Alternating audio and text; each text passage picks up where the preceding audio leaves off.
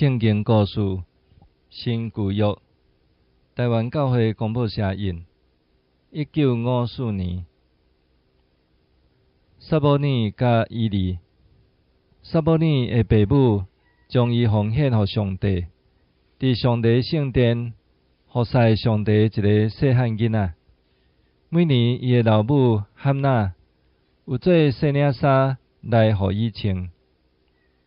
迄时百姓离开上帝，无听伊，也无保守伊的殿，连祭司以利的囝也真无敬虔，去做歹的代志，直到上帝毋容允因来接因的老爸的血做先知。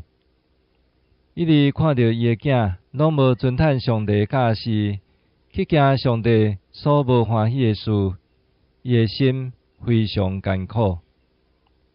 虽讲是安尼，伊将面真关心撒母耳，逐日将上帝以及圣殿内种种的代志来教示伊。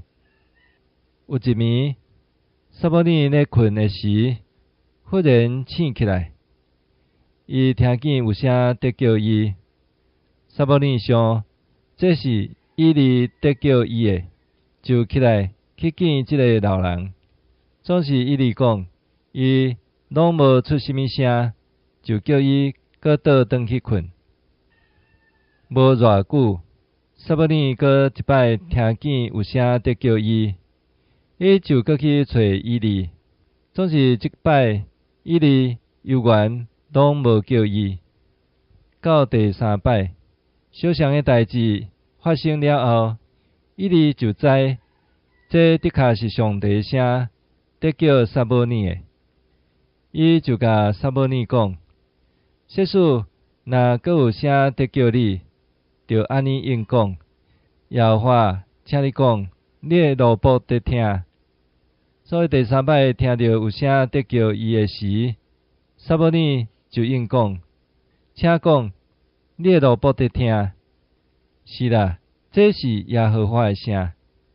因为撒母耳已经受竞选，要来接以利的血，伊要做上帝先知，来对百姓讲上帝的话。